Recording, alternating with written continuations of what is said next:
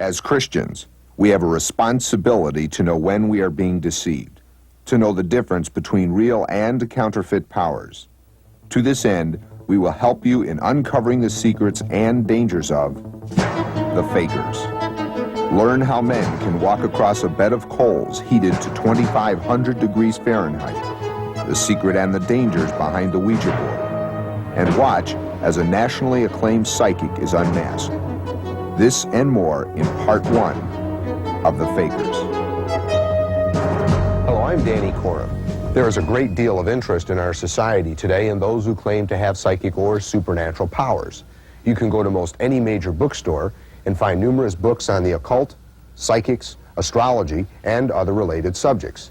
Why do bookstores carry so many of these books? Because people buy them. Or pick up any local newspaper or magazine and you will read of the exploits of those who claim to have powers. This man, who appeared on TV's That's Incredible, boasted of his ability in assisting police in their search for slain victims.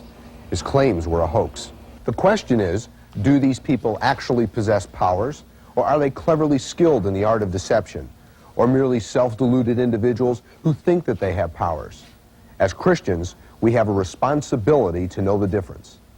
According to the scriptural text, there are only two sources of supernatural powers in the universe, those of the Lord and those of Satan. But Jesus warned us in the 24th chapter of Matthew that there would be those who will try and deceive us. The Apostle Paul in 2 Thessalonians foretold of those deceiving many with counterfeit miracles, signs, and wonders. So he admonishes us in the 5th chapter of Ephesians to expose the works of darkness. Two strategic terms that we must first define are pseudo-occult and pseudo-psychic. Pseudo-occult means the apparent intervention of satanic powers in our lives. Pseudo-psychic means that which appears to be psychic powers. The footage that you will see is taken from my university program, Fraud and the Supernatural, as well as rare expose footage of an alleged psychic. And now, the secrets of the fakers. You know, being a magician is kind of a dubious distinction, but I have a very unusual background. You see, I was brought up in the Jewish faith. I'm naturally skeptical about things, and when I was approximately 17 years old, I became a Christian. This is when I was in high school. That makes me a Jew that was born in Chicago, magician, live in Dallas, Texas. I married a Baptist preacher's daughter. No, daughter. I blew that one. Let's see, I'll have to start all over again. And magic has been a very serious hobby of mine since I've been 9 years old. The type of magic that I present are generally sleight of hand tricks. I don't use the big boxes and props and whatnot. And it's always presented kind of a problem at church. I'm not allowed to touch the collection plate. They frisk me every time it goes by, to make sure that I don't catch anything. One of the questions that always arises is this. If you're a Christian, how can you be a magician? In other words, the Bible says you're not supposed to do magic. Well, the word for magic in the Old Testament is the Hebrew word chartom, which means one who draws circles, referring to horoscopist. The New Testament Greek word for magician is pharmakos, which means one who gives potions. That's where we get our modern-day word for pharmacy. The word magician, as it is commonly used today, is to delineate somebody who does sleight-of-hand tricks or things that are accomplished by mechanical means, not by supernatural means. As a matter of fact, we were not called magicians until approximately 400 years ago. We used to be called jugglers because of our clever sleight-of-hand ability. Now, I've been doing magic for almost 20 years, and most of the tricks that I present, I've either invented myself or I've stolen from somebody else. But magic, as far as the way it's performed, is really nothing more than a trick. In other words, there are no powers involved. What follows is a demonstration illustrating how one skilled in the art of sleight of hand can present what appears to be psychic powers. I want to stress one point. At no time did I have anything prepared with anybody in this room except with one person. And I asked this gal to think of something earlier this evening, okay? So I'm going to ask her to please stand. Let's see, where is she? Right here. Yes, and your name is? Jerry. Jerry, okay. Now, Jerry, this is, you're not a plant. or a fern or anything like that, right? I'm just teasing. The only thing I ask you to do is to think of an item earlier this evening. Is that correct? Yes. And I'm not like the magician who asked a little boy up from the audience, and when the little boy was standing next to him, he says, "Tell me, little boy, have you ever met me before?" And he says, "No, Daddy." I literally have never met Jerry before until this evening, and I asked her to think of something. Now, would you do me a favor and turn your back towards the podium? Thank you. We will now ask two other participants to come up on the platform. Let's see. As with Jerry, I have had no prior contact with these two participants, All right, if you'll step and right nothing here. has Good. been prearranged. What's your name? Dean. Dean? It's good to have you up, Dean. Dean, I have a giant deck of cards. You can see that the cards are, of course, all different, right? All of them are different. You can check it out. Make sure they're all different. Look through them carefully. These are not TV magic cards sold by Marshall Brodeen, right? Now, hold the cards face down in your hand. Turn them face down. Now, Dean, what I'd like you to do is cut about a third of the cards and flip them face up. Flip face up. That's excellent. Now, square them up and cut deeper down and do the same thing. Cut deeper down and flip the cards over again. Now, spread the cards through your hand until you come to the first face-down card. Keep the cards flat so nobody sees it. The first face-down card. Slide that card out. Bring it out up against your chest like this so nobody can see it. You got it? Okay, good. And face the audience. Hi. Your name is? Betty Jo. Betty? If you'll step behind the easel. Here's another giant deck of cards. You can, of course, see that these are all different. You can examine them, make sure they're all different. That's enough. Now, go ahead and look them over carefully. Are they indeed all different? Mm-hmm. Right? Now, Betty Jo, what I will do is take these cards and spread them out across the easel like this. Okay, now, have you ever heard of what's called a dowsing rod? This is where you're apparently able to take like a forked branch from a tree, right, and you hold the two ends. Water witching is another name for it. And supposedly, when this wishbone-shaped branch dips down, when the tip dips down, that's supposed to be where the water is. Well, that really isn't a power. It's a person actually makes it move down themselves. It's not actually water in the ground that causes it to move down. But what I'd like you to imagine is that your finger, your forefinger on your right hand, that one, right, it's still there. Sometimes they move and you have to rearrange it. We're going to imagine that this is a dowsing rod. And what I'd like you to do is hold it above the cards like this, okay, and move it across the cards, and when you feel a slight tug, push your finger down. Move your hand across the cards, and when you feel the slight tug, you can push your finger down.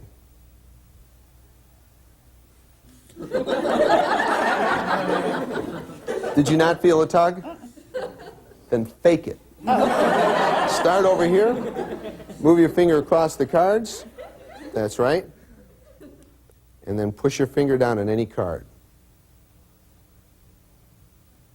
That one right there?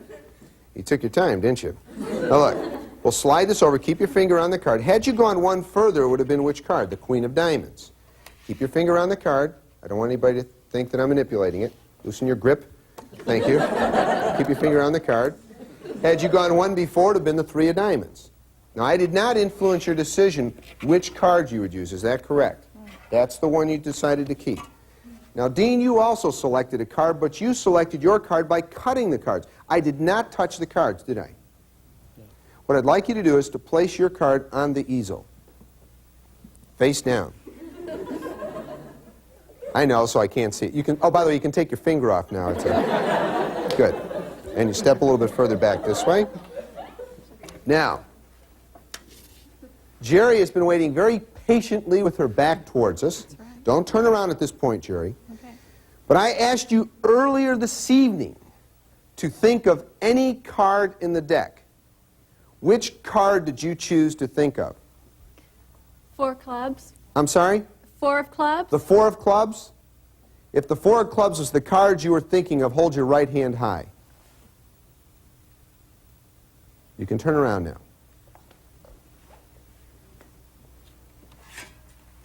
Is that okay?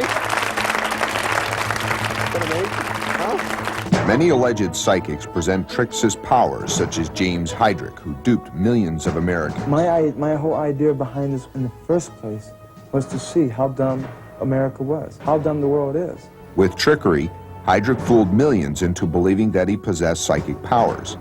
Here, Heydrich apparently causes a dollar bill to rotate at will on the head of a pin, even though it is sealed off by a glass fish tank. This is one of several of Heydrich's tricks which were exposed in my first film, Psychic Confession. Heydrich also claimed he could identify the names of playing cards from the heat given off from each card. Like I said, the mind wills and the body behaves. And you have to direct the attention of the body to the motion of the mind. The mind knows where all the kings are, but the body doesn't. So you have to direct the attention of the mind to the motion of the body. So you're going to find them? Yeah, what I'll do is Heydrich slowly passes his hand over the cards. The backs of the cards are not marked, so he has no clue where the kings are. Then you feel it. See, like right there I feel that there's an ace, but I'm not sure, so I have to go over, blow the hand, so that you cool the hand off, the temperature of the hand. Then you go over slow. Notice Heydrich's apparent concentration.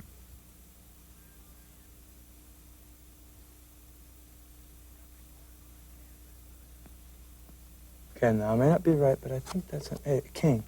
A king is correctly identified from the mixed group of borrowed playing cards. How does he do it? I had one of our cameras angled up at Heydrich's hands while he shuffled the cards. Watch as Heydrich cuts and controls each of the kings using sleight of hand. There's one king.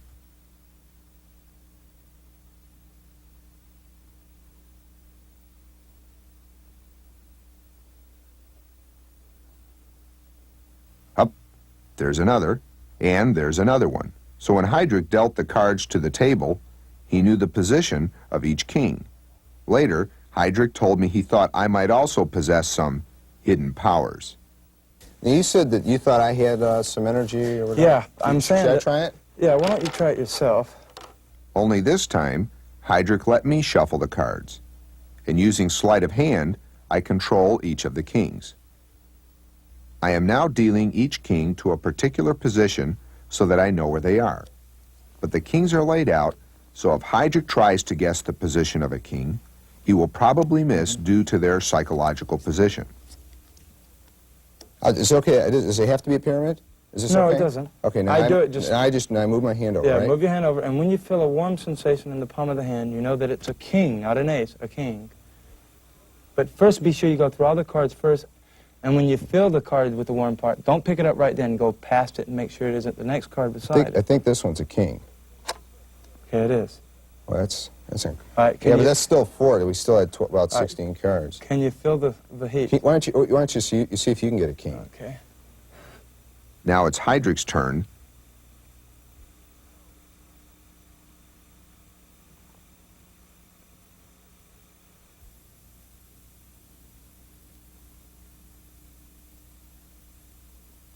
And he misses. That's queen Yeah. too high. Okay, let me try it again. Okay. We'll just eliminate these two. Okay. Again, I pass my hand over the cards and I turn over another king, simulating Heydrich's alleged powers. Now go all the way through, right, and then come back. Okay. I think this is a king. Yep.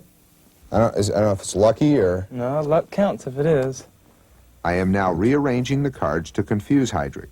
Try it If he again. really has powers, it shouldn't matter.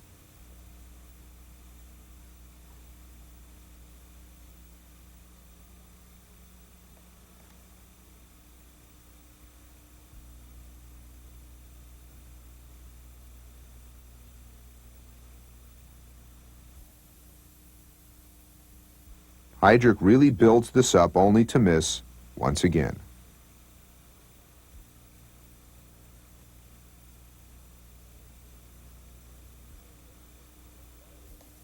Did you miss it? Why missed don't it you try again. maybe doing the, you know how you did the Okay, energy through let me get warmed up here. So, Okay. pick a king. See? All right, let's Okay, so start. try it with me. Maybe you could try it that way. We could try it another way. Okay, this is the one you turned over, so we'll just eliminate. Okay. Go ahead. Now he pretends to pass his powers through me. I think this is a king. Yep. think we ought to Doing stop better our than I head, am. huh? Heydrich's card trick was amusing, but wait till you see this next one. A lot of times, the reason I can fight blindfolded is because before a punch is thrown, the heart skips. Before any sudden action is taking place, the heart skips. One example. Fear or Yeah, anxiety or adrenaline pumping. Well, it's adrenaline, and what it does, you know. So what I want you to do is I want you to grab your pulse and hold Okay. it. Okay. Now, I don't have any wires hooked up to me to where I can hear your heartbeat. Okay. But I can hear your heartbeat. I can actually hear it right now. Right. Okay. Okay. Now, to show you I can hear the heartbeat, I'm gonna beat to your pulse. All right. All right. After I beat to your pulse, and when I do have it right on target, you say, okay, you have it. And then wait a few seconds after that, and then Okay. think in your mind to attack me. Okay. And I'll tell you when you're going to attack. Now you're going to get my pulse? Yeah, I'll get your pulse first. Watch as Heydrich apparently reads my mind when I think attack. You got it. Whenever you want to attack, go. Now. Right. Okay, see? The heart How did he skips. do it? Let's watch again Let's try it from again, another okay. angle. Prior to the taping, Heydrich presented this demonstration for me. I noticed that he watched my face out of the corner of his eye. I believe that he was looking for some minute facial change that might tip him off when I thought attack.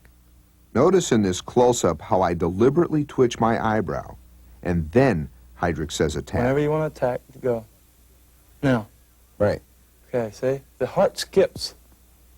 Okay, Let's try it again, okay? Now watch what happens when I don't twitch my eyebrow. Heydrich misses every time. Okay, did you think attack? Mm-mm. Okay, just go ahead and start over Right. again. No, you're going to get my pulse first. Yeah, so I you know, get we're the starting pulse over. rate. Okay, you got it? Mm-hmm. No. No? No. Okay, what? Try it again.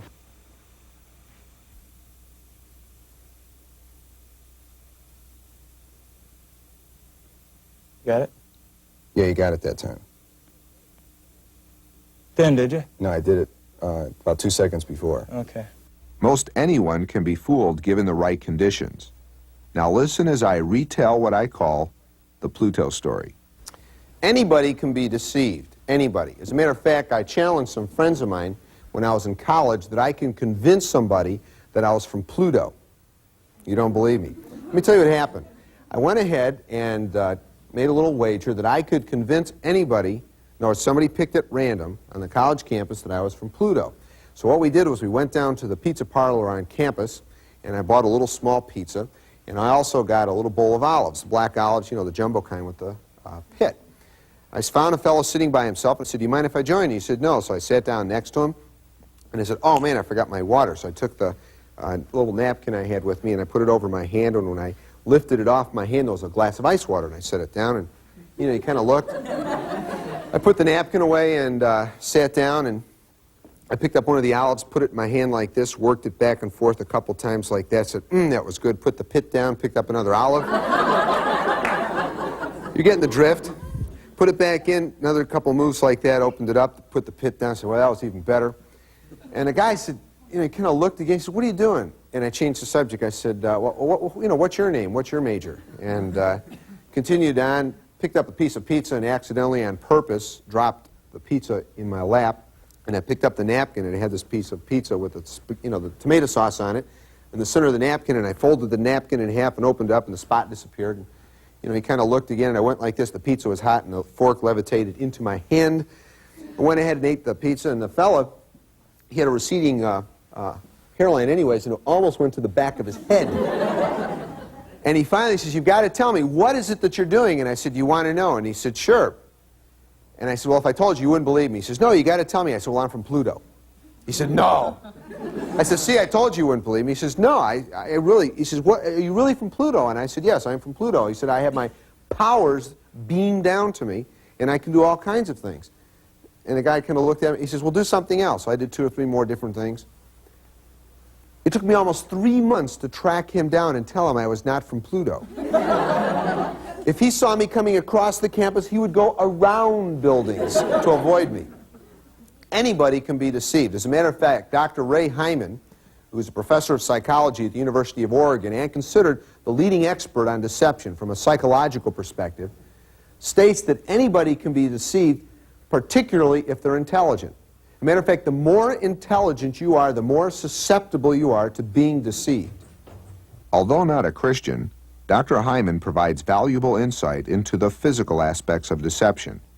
He recalls a conference he attended which was sponsored by the Advanced Research Projects Agency, a division of the Defense Department. You were invited by the Defense Department to a conference on deception. What happened?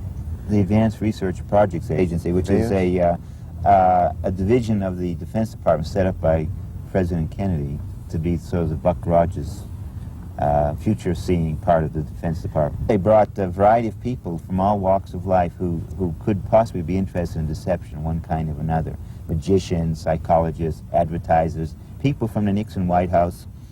And in addition, they had a man who was a computer scientist named Oliver Selfridge, and we all had to get up and say why we were there. And he got up and said, "My name is Oliver Selfridge, and I'm here because I want to know how to make a computer that is sufficiently intelligent it can be fooled." In other words, he wanted to make the computer so intelligent that it could think so that it can be fooled? Is that That's what you're right. saying? Yeah, and the point he wanted to make that came out of this whole conference is that in order to be taken in by confidence games or to be swindled or to be deceived, you have to be rather intelligent in certain ways. How susceptible are scientists? Very, because they are very intelligent and their minds work in logical ways.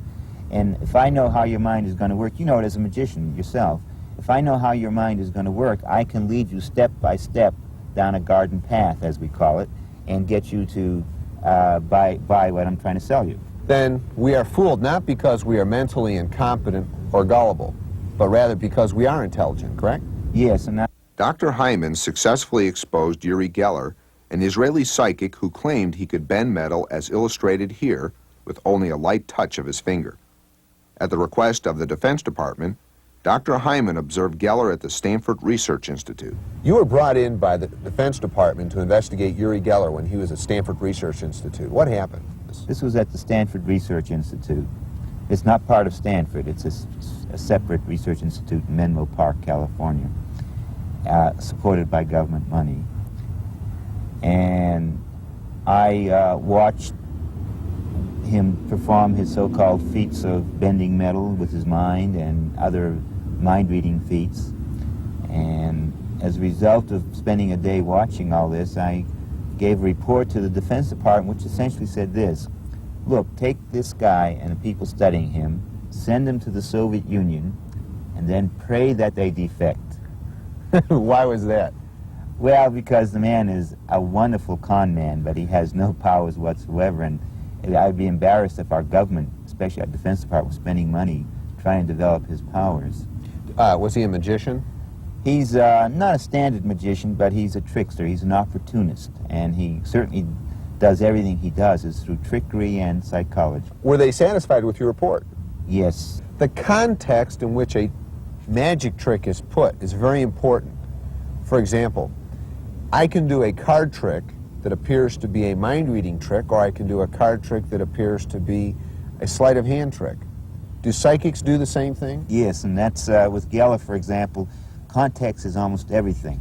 I can do every kind of, physically, I can duplicate everything that Geller does. I can bend the keys. I can do all the things that he's alleged to have done. But I won't change your religion, I won't change Barbara Walters' religion or anyone else as a result of doing it. People know who I am, they know the kind of person I am. There's no way I could convey the aura that Geller does. Geller can do physically the same thing I do, and it'll change your life, or not your life, Danny, but it will change other people's lives. It has. Barbara Walters has a collection of broken spoons, which he said changed her life. Yeah, her cutlery were bent and destroyed by Geller. I think if he did that to my cutlery, I'd be pretty upset. But that somehow electrified her into saying she's going to change her whole way of life. She now has a new spiritual grasp on reality.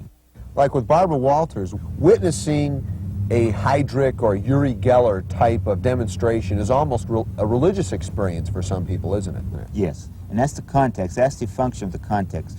When you see it when part of the context is the build-up before, and the thing is done, and part of it is also the charisma that the psychic exudes, his own or her own self-confidence. For example, Uri Geller, the real power he has is he can look you in the eye and lie with a straight face. I mean, he can lie with utmost sincerity. That's his real power he has. And most of us cannot do that. I cannot do that. I couldn't get away with lying. People are looking. People are, you know, they've been disillusioned with the old ways, with the establishment. They blame pollution, they blame wars, they blame all the things that are evil now about the world. They blame it on the existing old ways. So they're looking for something, some way of getting out of all that. And so they're ripe to pick up on something, and they're searching. They want to latch onto something. They want to believe, and they want to have an experience. In some primitive countries, people have sought that experience through firewalking, which for years has been thought to be a manifestation of demonic or hypnotic powers. But as you will discover, the secret behind firewalking is something much simpler. Another demonstration, which many people believe is accomplished by demonic powers, is firewalking. Now, how many of you would like to know how firewalking is done? Right? Like to open up your own shop and walk across a bed of coals, right? Here's how it's done. First, let me tell you a story. Back in the late 30s, a gentleman by the name of Harry Price placed an ad in a London newspaper. He was trying to find somebody who could present the very famous firewalking demonstration. Now, actually, it's not firewalking. It's actually walking across a bed of coals so hot that the interior temperature of the pit is 2,500 degrees Fahrenheit. So hot that if you were to drop a leaf into the pit, before it hits the bottom of the pit, it will be incinerated to an ash before it hits the bottom. There was a gentleman by the name of Kuda Bucks. He was from Pakistan.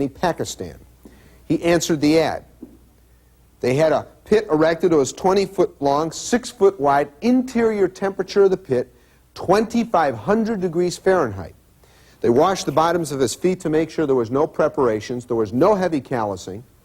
He took off his shoes, stood at one end of the pit, and took 1, 2, 3, 4 steps across the pit, turned around, looked at the pit again, and then took another 1, 2, 3, 4 steps across the pit. No burning, no reddening, no blistering on the bottoms of his feet. How is it done? Would you like to know? Yes, sir. It's very simple. Anybody can walk across a bed of coals without burning, as long as you take no more than 4 steps, and each step takes no longer than approximately 1 second. That's it. You don't need any special preparations applied to the bottoms of your feet. Why does that work? I never thought you'd ask. The reason it works is that coals are a poor conductor of heat. And when you put your foot on the coal, and as you walk across the coal, it won't burn because it doesn't have enough time to transfer the heat to burn you. You can walk across a bed of heated stones that are heated up to 4,500 degrees Fahrenheit without burning. Now, you can't do the same thing if you walk across a steel plate. It will not only burn you, but it will remove your skin at the same time. And that's how the coal walking thing is done. As a matter of fact, let me ask you a question. How many of you here have ever taken like a match, struck a match, and held your hand over it and didn't burn? How many? That many? You know, 1 or 2. I didn't figure the whole bunch of you. Kind of a strange group. As a matter of fact, there was a gal around the turn of the century who made a reputation by taking her arms and dipping it in a vat of molten lead, taking it out without burning. Same principle. As in firewalking, the pendulum is another pseudo-occultic practice where we are deceived by little-known principles. There's another device that's called the pendulum, which has made the rounds in psychic circles. It consists of a string and a little ball attached to the end. It's actually the technical term that's been applied to this particular device, and its use is called radiothesia. What that means is, apparently, this ball can pick up, for example, an energy field that is being given off by my hand, and it will cause the ball to either swing back and forth or around in a circle, and thereby giving a prognosis of perhaps a medical illness or telling whether somebody's going to have a baby boy or a baby girl. And many people have used this in the past and believe it actually has powers. And I'm going to demonstrate this for you and explain how it works. Give her a This hand. participant was selected at random. All right. Now I want you to relax. Your name is? Susan. Susan. Okay, Susan. We'll set the pendulum in motion. Which direction is it going? In a back and forth motion. Yep. Now, if it goes back and forth, that means the answer is no. And if it goes in a circle, it means the answer is yes. Okay? Okay. First question. Are you married? Don't answer it.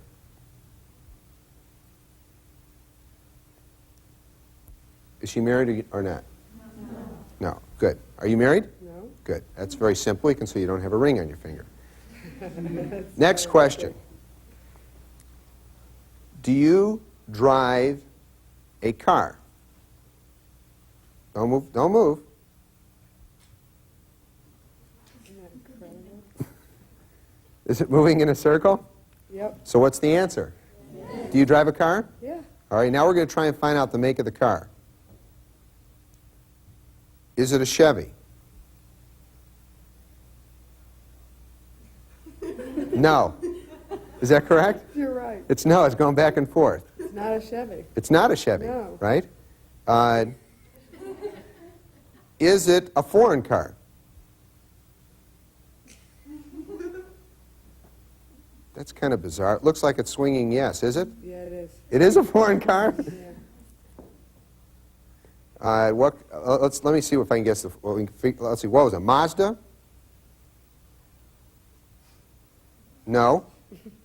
Is that right? It's not a Mazda. It's not a Mazda. Obviously That not. thing's really taken off, isn't it? Now we know why they call radiothesiist. It's energy being given off. That's apparently how this is being done, but it's not. Would you like to know how this is done? Yeah, I would. Now I promise I would tell you how every trick was done. This is accomplished by what is called ideomotor action. In other words, without your being aware of it, your brain was firing off a muscle response, and it's being translated into a motor response. In other words, so it's visible. Okay. In other words, your mind thought no. And so when you knew the ball would have to go back and forth, you didn't have to do this. All that would happen is if the ball's going in an orbit like this, if you just slightly move at all, it will disrupt it and cause it to go back and forth. To make it go in a circle, it'll be just another tiny movement like this, and you won't even be aware of it, see? Scientists have also come up with some interesting findings. Oh, by the way, the pendulum has been scientifically researched, and it has been shown that there isn't a power involved. As a matter of fact, in 1948, some scientists in New Zealand went ahead and got some people who claimed to be diviners, and they could divine all sorts of things with the pendulum, especially prognosticating what sort of an illness somebody might have. And they took a gentleman, and they took his leg, and they propped it up on a stool, and they would take their little pendulums that would swing back and forth around in a circle, and some of them, did the dip-de-doo, and they stated, most of these diviners stated that the illness this gentleman had in his leg was varicose veins. It turned out that he had nothing but an artificial limb. Then they took some hairs, and they had these diviners place the pendulum over the hairs, and they said, what illness does this person have? And they gave all the 26 different illnesses. Turned out it was the hairs from a perfectly normal bulldog. While the explanations might be amusing, pseudo-occultic pursuits can have a satanic effect on the uninformed. The Ouija board, which is sold as a game in toy stores, is one of the most destructive of the pseudo-occultic practices. The participant places their hands on what is called the planchette, and many claim that spirits cause it to move and spell out messages, or give a simple yes or no answer to questions.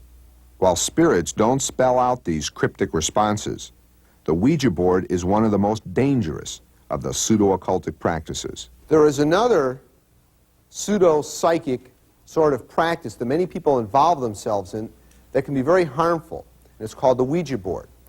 What most people are not aware of is that the Ouija board is operated identically to the same principle by which the pendulum is able to move. It's ideomotor action.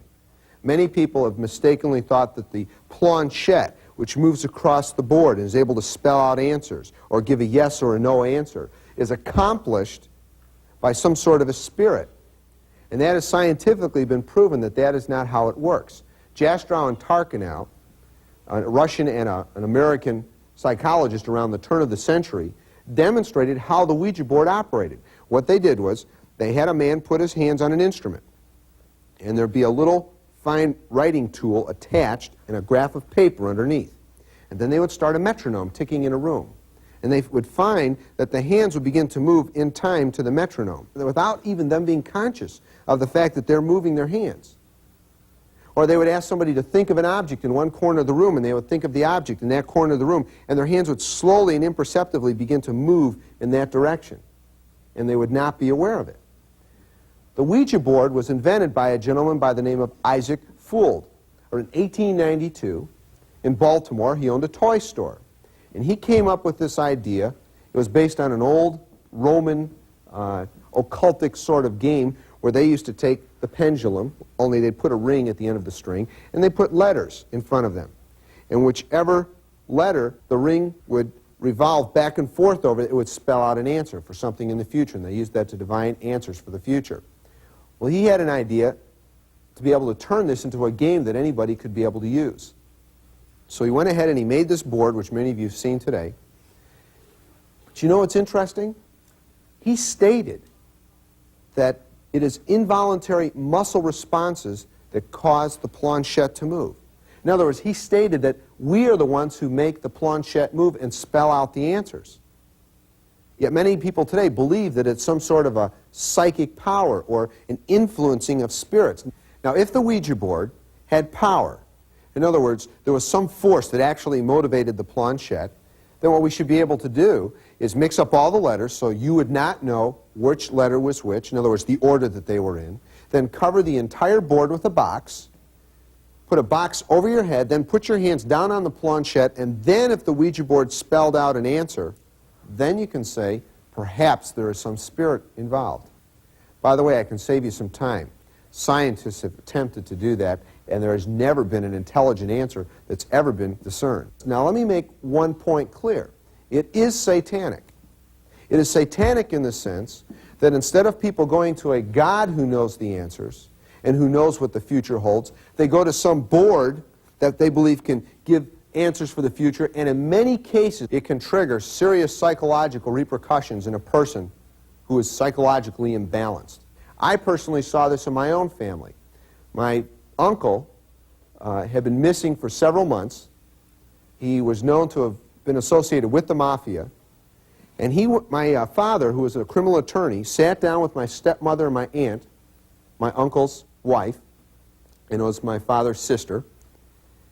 And my father put his hands down on the board, and it spelled out this answer that my uncle was alive and well and living in Israel.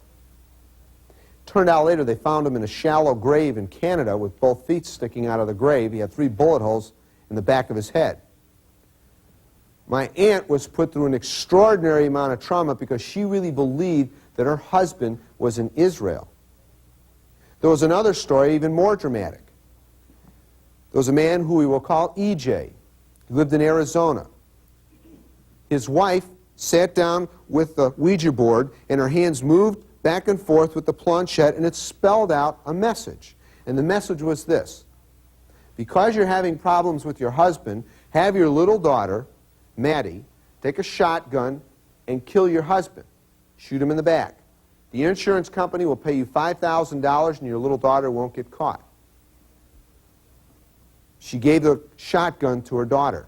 Her daughter went up to her father, without her father being aware of it. Twice she tried to pull the trigger and wasn't able to. On the third time, she pulled the trigger and blew 2 holes through her father and killed her father.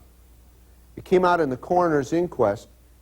They discovered that the daughter, who claimed that it went off accidentally, the only way it could go off is if it was held up against the shoulder like this because of the trajectory. And in further questioning, they discovered that the mother sat down with this Ouija board and it spelled out this answer to her problems, and it led to death. Pseudo-occult and pseudo-psychic practices, while not supernatural, can have a satanic and devastating effect on our lives.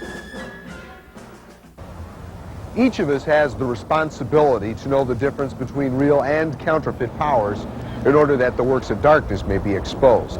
We must avoid all of the practices revealed in this film and encourage friends, relatives, and acquaintances to do the same. While we have not answered all of your questions in this film, we hope we've made a good start. So, until the next time, I'm Danny Cora.